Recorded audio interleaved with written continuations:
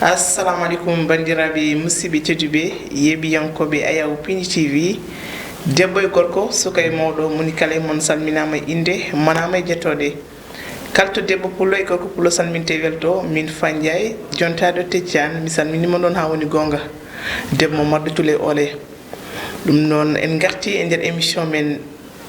rendo men émission jodniɗo rendo e kala e saaha mamin ƴeew ko renndo ngo wurata min gadɗum ɗo ngam waɗu weltinde mon hannde noon gaddumi sukaɓe dariniɓe ko ganduɗa ko woni leydi mumen ɗo e nder Pini TV en heeɗimi e junggam niyamo Yaya Ndiaye doomu bayam gorko mo Mbolo Birane walla mi nawmoto hoore fonde Thile Muy Ndiaye mi salminima Yaya. A salmitama gollom sihilam Fatou Ndiaye. Je salmini aussi téléspectateurs Pindi TV di fof vraiment weltere mawɗo min dañi hannde jotade yettudere e miñire min ɗo henna vraiment weltare mawɗo machallah min jetti Allah no feewi.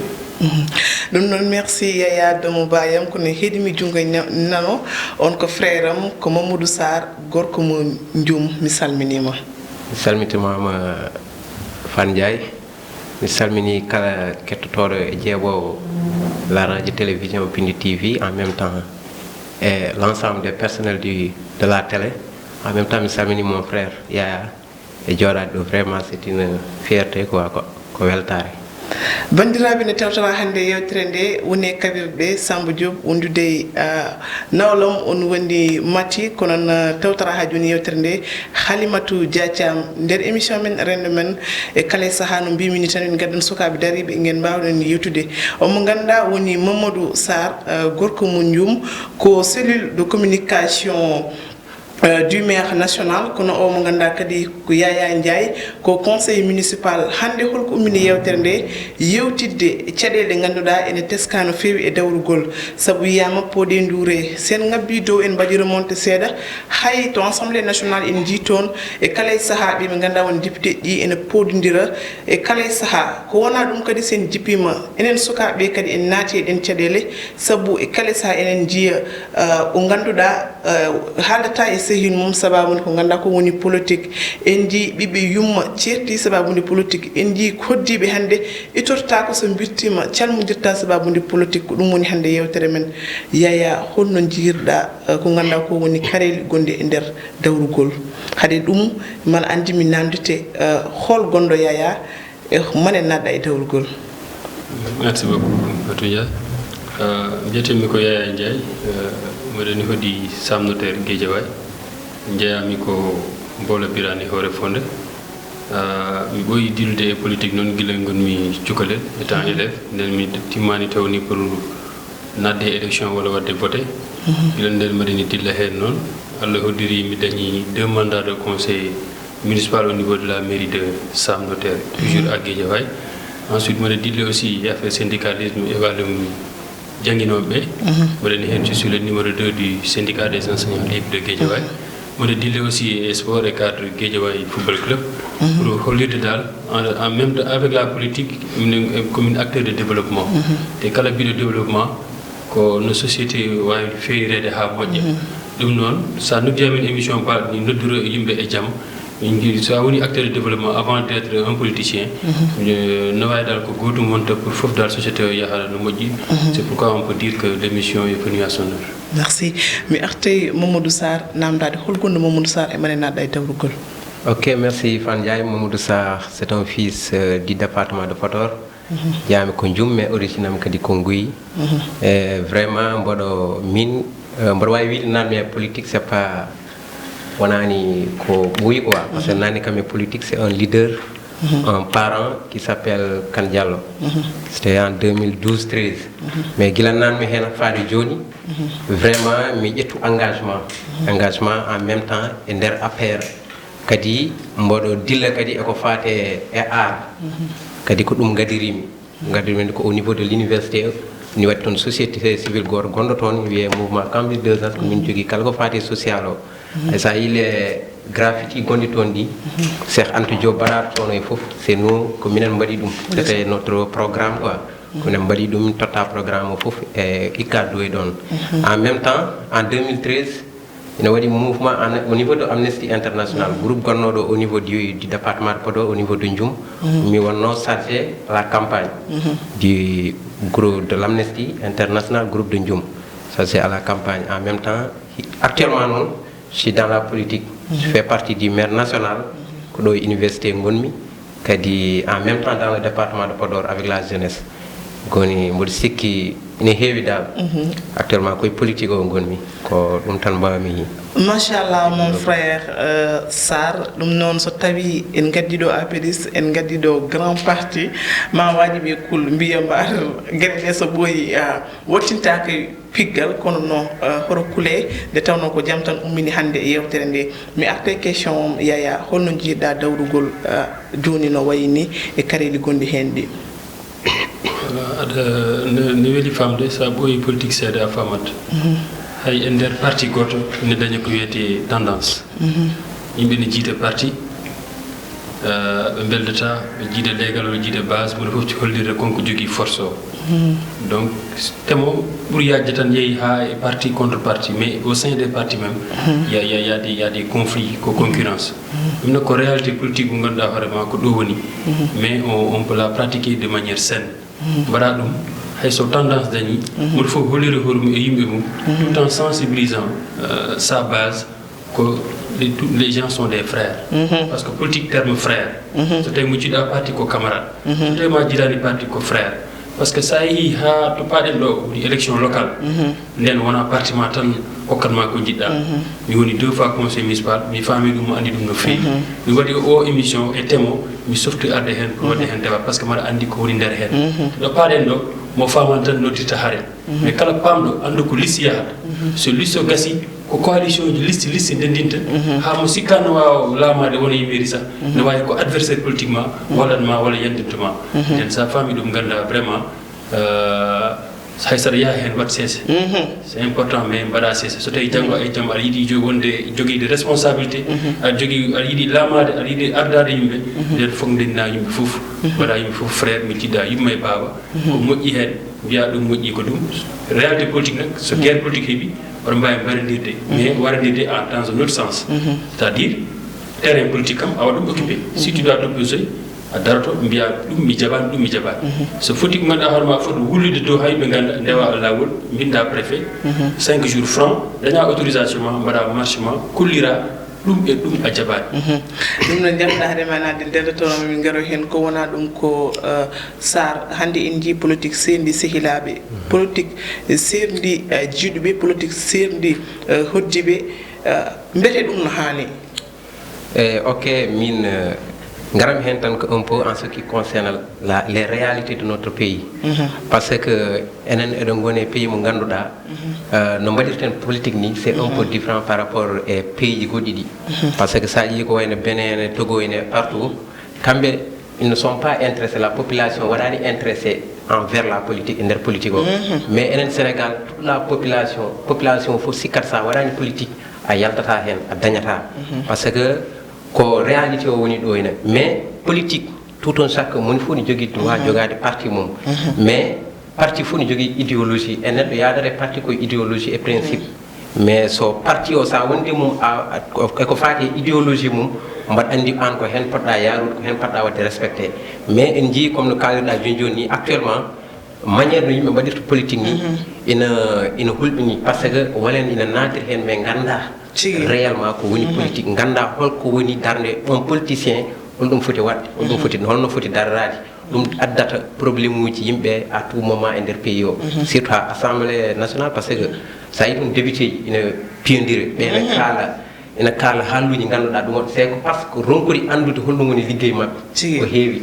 par ce que mi wawa hande député so wiyama député ko chaque département fof ina waɗi des représentants comme des députés waɗaɓe nommé jahna mbaɗa représenté peuple oɗon e nder assemblée nationale mais so tawi député manam jeeyaɗo Matam walla jeeyaɗo Podor walla jeeyaɗo Fatick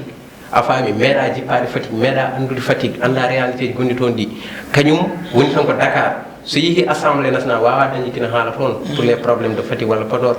jooɗo tan ni en haala goɗɗum wolɓe ganduɗa son des député meeɗa feeñde assemblée meeɗa haada e konngol c'est ça ɗum woni probléme o hannde yimɓe ronkude andude e ronkude famde holɗum woni rôle mabɓe mo poti joude e nder politique e nder gouvernement mo poti wadde somi faami haalama ko wasse andude sukaɓe holko woni dawrugol e holno ɓe poti hen nattirde e on tuma yaya en jii hande leader aji ɗi ni ɓurta sohlude ko mo ganduɗa ko kaɓeteɗo o sabu so tawi a woni neɗɗo mo ganduɗa ka ɓuuɓɗo garta tan mbaɗa discours ma walla mbiya si apériste non si wi halifiste non ɓe jiiɗa ɗum ɓe jiiɗi ko hande mbaɗono yeyani walla mbaɗono sa taw ko kaɓeteɗo toujours sa invité ɗum e téléji ko kaɓeteɗo mbere ɗum kadi e sabaji sukaɓe ne naate taw sene naate politique ñatirta ko haare garta ko doole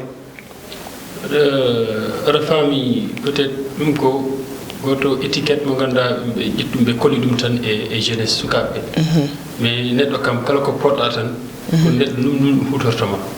je pense bien que mon camarade Sarr qui est là c'est un étudiant et après la présentation mi famille il est en masse et vraiment sukaɓe foti finde joni seeɗa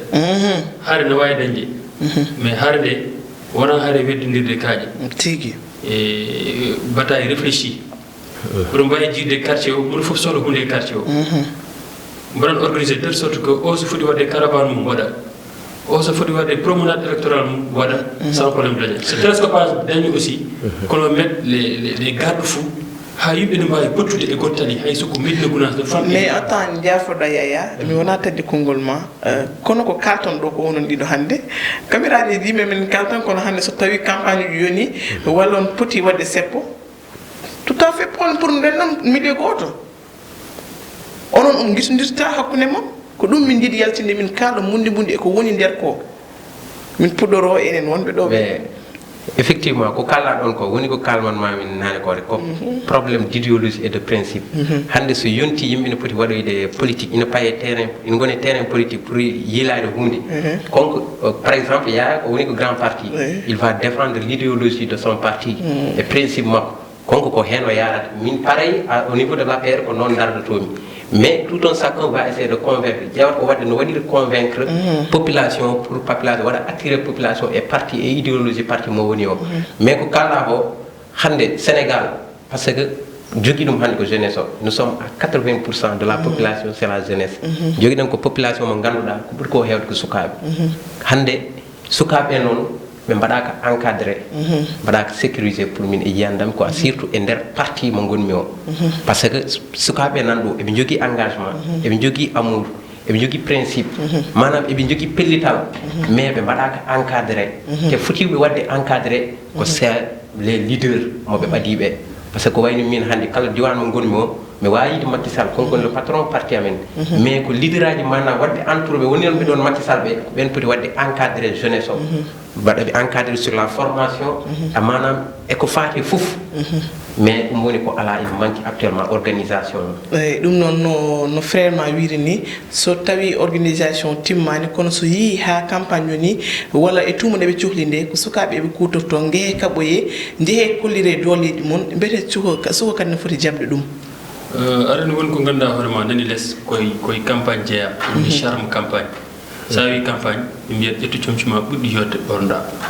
aɗa ara émission hannde a ɓori wutema marron beige a faami campagne c'est la même chose a ƴettata candidat ma mbaɗa affiche joɗɗo toppa e damal galle ma neɗɗo ƴetti huile acca ha jamma tan monta ha laaɓa ça fait mal donc pour vous dire que ne les gens qui n'ont pas compris hay problème affiché so tawi ko panneau publicitaire o dañi droit wadde hen affiché an ƴetta photo leader ma tawa pawa e dow mum ɗum fof ko hen jeeyata mawɗo watta ɗum ko cukalel watta ɗum des fois loi neɗɗo joɓama mbiyama waɗnam sal boulot oɗo a faami donc ɗum fof no wawi wonde source de violence et nous à Guédiawaye la chance qu'on a c'est on a un cadre de concertation dialogue justice sécurité donc il y a beaucoup d'acteurs politiques qui se retrouvent au niveau de ce cadre-là. Et il y a un acteur politique qui est dans le cadre. C'est une cadre que nous avons porté. Mais à chaque fois, il y a des brebis galeuses qui sont dans le jam. Il faut faire roule, comme on va rouler de Horema, comme peut-être que un argument politique. Si vous dites que réunion, vous avez comme doole bi jihit. Te politique nak be ko idée wuci, be ko gandal, be ko doole. Te dum fof non leader no sohli dum. Weto tagen hay goto. Yettel fof waɗɗum engamasini pour ƴeewal yaade yeeso ɗum noon wawa salide ɗo mais peut être no yarite ni les rouages waɗe ha foye e lawol ha janggo e jaam hay goto gagnata hen d'abord aussi nous devons recruter ce qui s'est passé lors des élections présidentielles on a vu des jeunes qui ont perdu la vie comme ça un chauffeur qui a foncé sur des jeunes encore ɗum handen so wona police o wona professionnel handen wawno ɓurɗo musidɗo hen quoi donc c'est des choses aussi qu'on doit prendre en compte et puis violence aussi nana haale e nder politique ha e nder sport o a yiyat Guédiawaye Pikine joueur yimɓe mberɗo kaaje lacrymogène yana camion rewa e dow neɗɗo ɓe ɓuri ɗum a Guédiawaye yimɓe foftini ɗum donc violence o c'est partout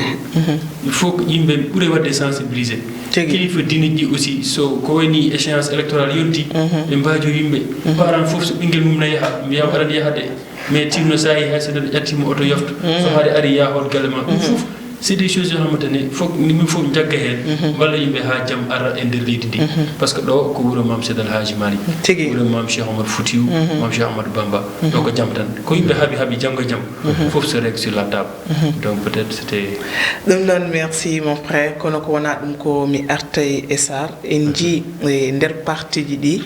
sen ƴeewi opposition walla pouvoir ɓe memodirta ɗum kam yimɓe fof no paami ɗum kono ha e nder parti ɗi wonduɓe landa goto memodirta mbere mane jam wonata effectivement ɗum ɗon ko probléme mo ngannduɗa ko manam ko ɗum woni surtout e nder min kam e nder parti mo gonmi o un jour le président e hoore mum darima haali avant les campagnes o wi ko min somi jogori pertude wona wasde gagnade au niveau national mais parti o jogori pertindemi élection ngajam ɗi par ce que ko réalité mo ngannduɗa ɗum waɗi ina waɗi ɗum existé dans tous les départements e nder parti APR querelaji ɗi probléme uji ɗi à l'intérieur ɗum ɗon moni fof yiiɗi hollirde hoore mum ko kañum woni ɗo ko kañum woni leader o ko kañum jogui parti o e nder département o ɗiɗon probléme uji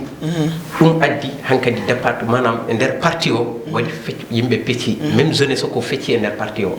a yiyat jeunesse mo ngannduɗa rewi koye leader oɗo waɗi ɗum ko gëm jeunesse oɗo rewi koye oɗo te ɗum fotani wonde par ce que onon fof koye parti goto gonɗon mais so yi ha oɗon pecco wayno hankkadi kono opposant ji ni oɗon gone parti goto ɗum ko probléme ɗum tawi noon mbimami nane ko encadrement woni ko moƴƴani te encadrement o ce sont les leaders kañumen poti ɗum wadde par ce que hande ñanden tan ɗumin kalano au niveau de l'université so wiyama hande aɗa andi jeunesse ko deux formes de jeunesse woodi ne waɗi jeunesse intellectuelle et jeunesse artisanale peut-être la jeunesse intellectuelle ko jeunesse sont les étudiants et les élèves artisanal o woni jeunesse mo ngannduɗa ɓe ko liggotoɓe ko joguiɓe métier ji a faami ko ɓeɗon dal secteur ɗum ɗo woni joni on jeunesse hande jeunesse intellectuelle o min mbawi wiide ko jeunesse on tan faami actuellement vision mo président jogui e nder leydi mais les leaders les ministres lere ɓe paamani ɗum ɓe gandani hay ko vision min mbiyatmi mo président jogui e nder leydi sur la jeunesse qui le comprend ko tahi ɗum par ce que hande leader aji hewɓe nan ɗo en ko président sohli yoɓe mbaɗan ɗum ko yoɓe mbaɗ ko ɓe donki ɗum wadde jusqu'à maintenant hono naate politique non wona question politique ni c'est parce que ko hande ko jeunesse o ɓe poti hokkude force jeunesse o ɓe poti hokkude doole jeunesse o woni avenir janggo par ce que keɓe mbaɗata ko noon so tawi ko ɗum ɓe gownata jeunesse o ɗum ɓe mbaɗata copier jeunesse o janggo Sénégal ko ni tan yarata ɓeyɗon bonde te fotani wonde quoi ko à l'instant oɗo mo gonɗen foti changer mais ko probléme uji ɗi querelaji gonɗi nder ɗi dans tous les départements ɗum addi ɗum ɗo joni affaire comportement o donc il faut que yimɓe change comportement o idéologie o par ce que on le disait un jour pour développer un pays il faut qu'on se yimɓe mbaɗa retourne sur nos valeurs de culture et de culte manam aadaji men e cosanɗe men so yimɓe ruttaki hen comportement wawata changer te en mbatta développé te aadaji men ɗi woni valeur culture et culte diine men e cosaan men ko ɗum tan yimɓe mbawata wadde développé notre pays quoi e haala Sarr ene wayno caɗele ɗe puɗɗori ko dow guilay responsable ɗi so tawi kamɓe mbaɗani fodde mumen yeeya holko foti wonde darde enen jeunesse o mi wawa en dintude gonen haɓɓere wotere hay so tawi ko ganduɗa ko campagne yoni ko wawi wonde fof yimɓe juɓɓin ɗum taw caɗele mbaɗani hono min poti darrade voilà mi yinno artude seeɗa e frère Sarr ko wino et encadrement au-delà de l'encadrement de l'école du parti parti ji kew dañi école les jeudi wala alarba e kawra e jewta nous woni idéologie parti fof parti ji kew no mbad dum mais au-delà de ça à chaque fois c'est une échéance tan hare dañat à chaque fois on parle de mort d'homme donc pour min commune ji ko woni peut-être d'abord interpartio tendance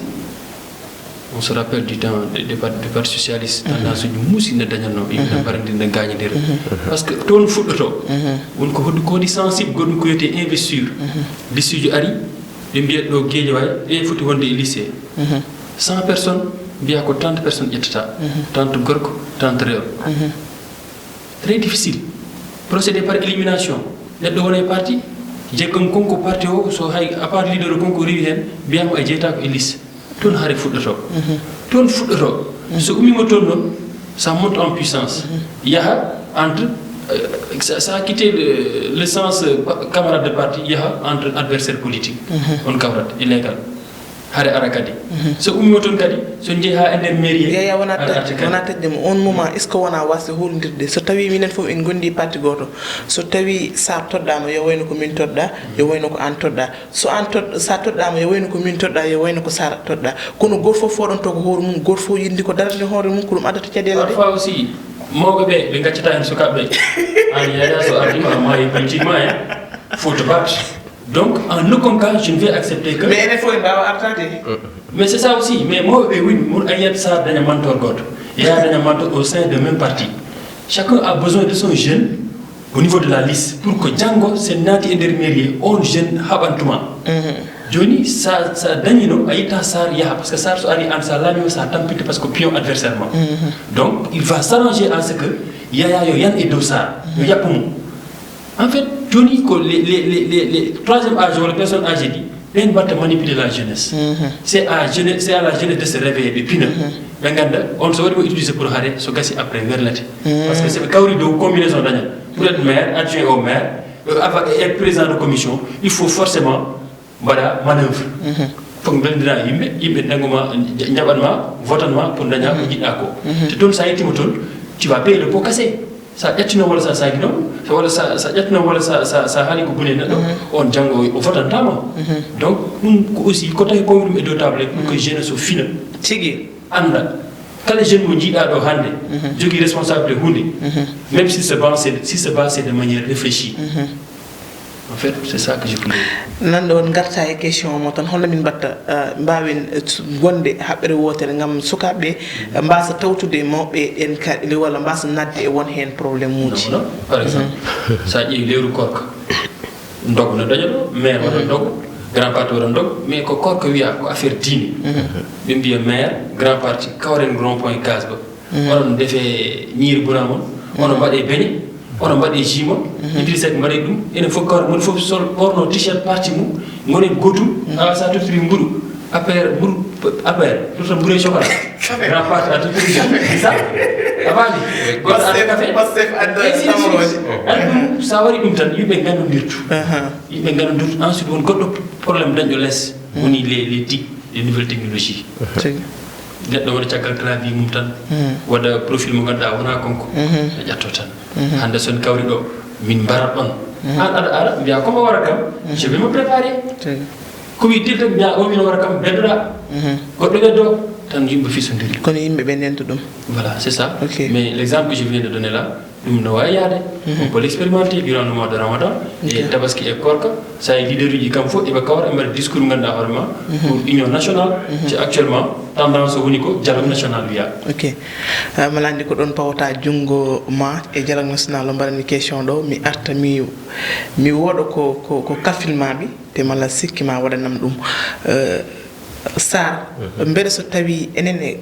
même wonɓe même parti beldani opposition et pouvoir o beldani mbeɗa ma dialogue national web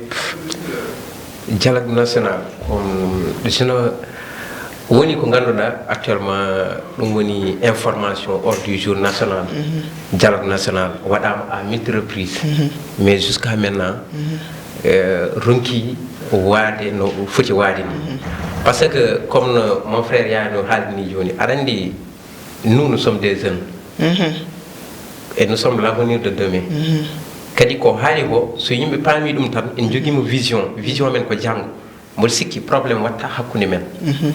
parce que comme il le dit avec coordinateur maire ko ɗo no wiyete kadi étudiant grand parti paption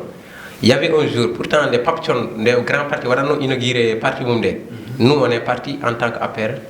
min o ari o addi oto des t-shirt parce que c'est un ami minen gondi ɗo minen gondi o wi kam ara wallam ar mobilisation gonmi koye waɗi on va kimin waɗo ouverture ɗum ɗo manam no wiyete kadi eyyi permanence to ene quoi ko to wonno ko hedde foire to woni lawol yofgol quoi on jour min jeehi quoi par ce que gollirmomi ɗon ko probléme o wona entre minen on a une vision on a manam un objectif et objectif men ko honɗum pour demain notre avenir janggo nous pouvons être des manam des ralliés e mbawi wondude janggo pour notre Sénégal ɓiɗo ko dañono hankkadi ɓe dañi mais probléme o ko ɗon waɗi posé o entre la jeunesse an a yii des fois hay kalanomi ɗum e tonkat ɗum kalanomi mbimi ko la jeunesse actuellement elle a perdu de repère jeunesse o koko ronki andude holto fayi par ce que jeunesse hewɓe jeunesse o koko waɗi intégré e politique ha paari ɓe donki andude holto ɓe payi par ce que hande moni fof foɗonto kadi sa woni jeune kadi aɗa foɗano hoorema moni fof on jaɓodirani hakkude mon moni fof ne wiya kañum woni leader o kañum ɓuuri ɓattade e leader parti o après probléme yimɓe jaɓodirta en mbawata rentude mais tant que en dentani kadi en mbawata dañde ko jiɗɗen ko par ce que dental woni doole jeunesse o foti rentude anda ko sohli e ko yiɗi il faut kadi ɓe jaɓa moni fof jaɓana goɗɗo yimɓe ganda o foti ardade o foti ɓen mbawa wadde respecté jeunesse o mais on so ndenti moni fof jaɓanani goɗɗo o wi ko min ardoto walla o wi ko min wonata ñen walla goɗɗum ɗon en mbawata yaade c'est ça le probléme o fof ko ɗon en ce qui concerne dialogue national o mo mbiɗa o ɗon je pense que président o waɗi ɗum à multi reprise o nodditi mais probléme o ko mbimami ko rek question d'idéologie et de principe hay so noddi o nodditi ina wawi wondema gayol mais mon fof waɗata maintenir ko idéologie parti mum par ce que min beldaka ɓe beldani à l'intérieur so tawi a weldani noddowo mo a wawata noddoyade ɗum kono noddowo mo kadi so tawi weldani ma wawa noddudema ɗum noon waktuji men cameraman men holde men gasi ha laaɓi e ko jinmi halfinde moon wonande yaya en tant que conseil municipal e o mo ganduɗa woni Mamadou Sarr en tant que mo ganduɗa ko no jooɗi kadi e ko ganduɗa ko woni communication maire ko mi jinmi halfinde moon ko yemmin ƴeew holno min mbawi yewtidde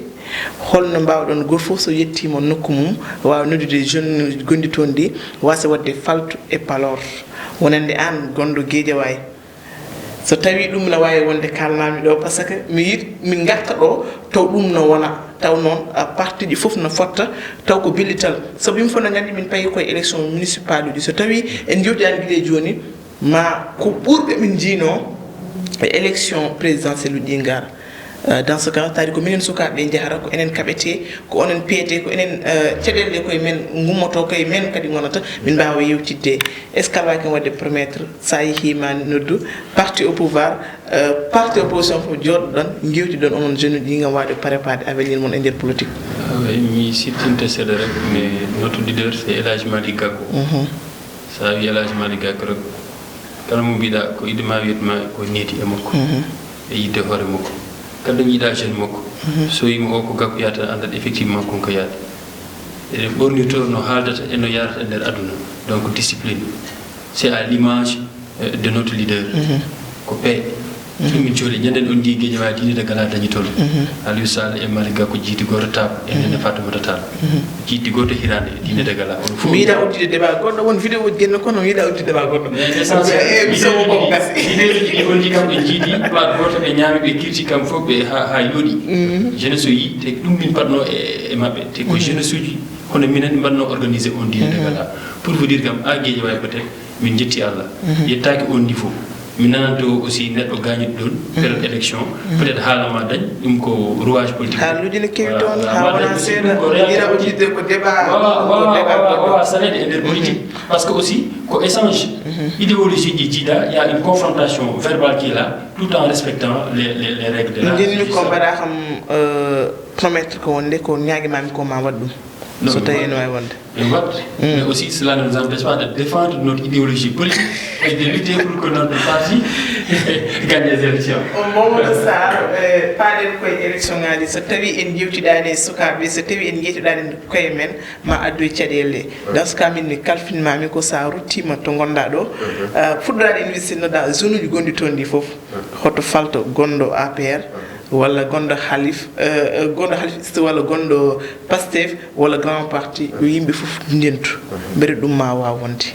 eyyi ko mbiɗa ko min mboɗo wawi wiide aɗa andi neɗɗo wawi haalde toon koto woni quoi eto base mum woni eto waɗata évoluer e politique somi arti e nder département de Podor oɗo wawi wiide ko on probléme ala toon actuellement ina wawi waɗede réglé par ce que Allah waɗi au niveau du département tous les leaders manam leaderage kala joguino toon mouvement walla parti goɗɗo batti rallié au niveau de la paire que ça soit Aïssata Tall Sall que ça soit Kane Diallo Cheikh Tidiane Gaji kamɓe foof mais heddi tan ko organisation yewtere je pense que ɗum ɗon noon ko jeunesse o foti ɗum fuɗɗade wadde quoi jeunesse o foti joɗade wadde ɗum yewtide pour leader aji e mbawa hen yiide un bon exemple e foof mais tant que kamɓe leader aji tamen comme no Macky Sall wannoni tan auprès des élections wadde ɓe impose kamɓe fof yiɓe ndentu ɗum jinmi onon jeune uji mbaɗum imposé nde tawno so tawi onon mbi onon gacci tan ɓe mbawata yaade joni onon nden toon ɓe mbawa kamɓene bellidde e wondude wonande émission men gasi ha laaɓi bandiraɓe jarama no fewi kala ko haala ɗo walla ko waɗa ɗo ko fewani wonano fanarde wonno ko weltide mon e nder émission men rendo men malla wonduno hen omo ganduɗa woni Mamadou Sarr e omo ganduɗa kadi woni Yaya Ndiaye mi tottamo rendez-vous saaha goɗɗo inchallah e nder Pindi TV ɗum noon bandiraɓe kala kettonoɓe wonɓe nder leydi e caggal leydi kala beltana on jarama kono wiide tan mi fawɗo junggam Mamadou pawaɗo jungo ma Yaya wondude e Mamadou ɗum noon jawon pamon wonde Sénégal fof wonta goto woni parti pouvoir parti opposition ko ɗum wonta darde men inchallah te min gartuɗo taw noon en ndendi nan politicien uji foof inchallah gara taw noon min paltaki hay goto taw noon so tawi élection ngaji fanama ma yuɓɓine taw ala hay goto caɗele c'est d'accord D'accord, c'est bon. inchallah merci